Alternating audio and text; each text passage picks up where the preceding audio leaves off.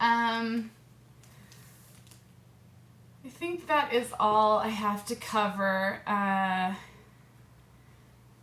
Let's see. This week, one of the things I'm having you do is because there's so many e-reserve readings and you have 2 chapters to read in the book, is I'd like you each to choose one reading and then kind of report on it in the discussion.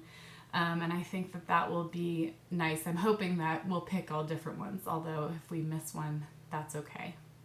But the 4 readings, the first is in diversity training, for those of you who have some interest in that. The second one is in culture and religion and peace building, so intercultural training for peace building amongst intercultural climates and interreligious groups and scenarios. The third one is in welfare work that I think might be of interest to a couple of you. And then the last one is in healthcare, which I think is a whole world of intercultural training need that is largely untapped. Even now, I think medical schools and health training schools and institutions are doing a better job of intercultural training, but a lot of them still miss it, still don't have sufficient intercultural training for doctors and nurses and other healthcare professionals. And it can be especially concerning. There's a story or a book written about this, it's called The Spirit Catches You When You Fall Down, that explains a scenario where a woman or a child was taken to the doctor and she was having seizures. I think she had epilepsy. But the family saw this as a gift. They thought she would be like the equivalent of a shaman. And they didn't necessarily want to cure this. They looked at it as positive. They were concerned about the health of their child, and they took her to a shaman first of all, who did whatever medical practices and rituals that they did in their own culture. And I apologize that I don't remember the culture. But then they took her to the doctor too, and they gave her pills and prescriptions to stop her seizures, but they wouldn't give her the parents wouldn't give her the pills because they still saw the seizures as a gift, as a religious strength, and so it's one of those things where in the medical profession, if you're not working with a group from a different culture to understand sort of cultural restrictions, what's possible, what's not, what's valued, what's not. It doesn't matter what prescriptions or procedures you suggest or apply, because you're not getting at the root of what their concern is. And it also marginalizes other cultures, like non-Western U.S. medical cultures.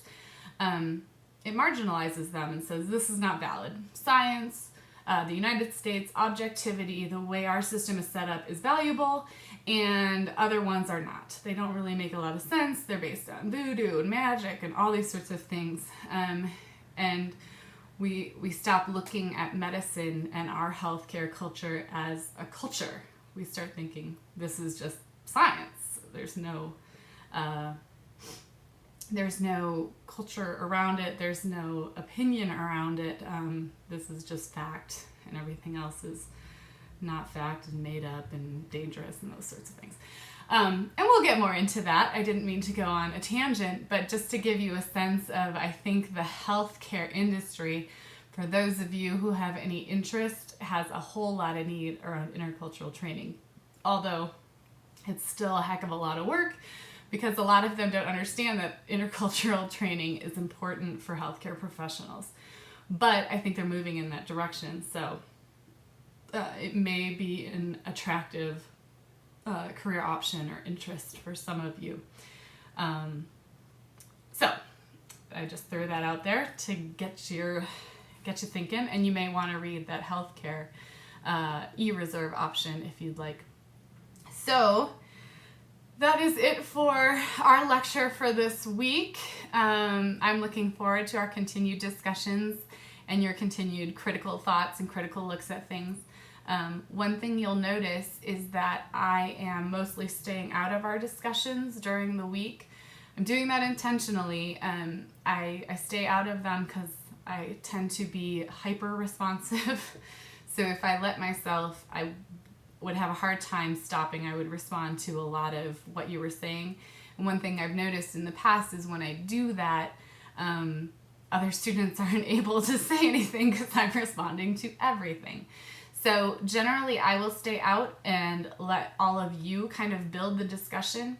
I will jump in if I see something that I want to add, or if I want to move a discussion in a particular area to get further towards our learning outcome for that week.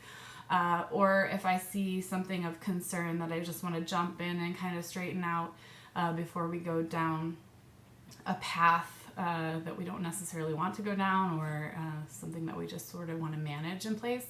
But otherwise, I'll stay out of the discussions for the most part. I am reading all of them and all of your posts. I usually check things every other day at least.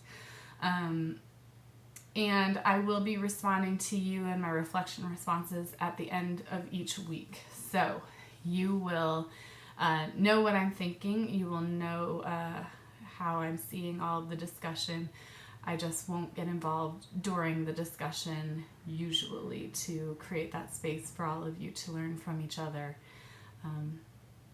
that way. So let's have a great week, and I look forward to seeing you all online.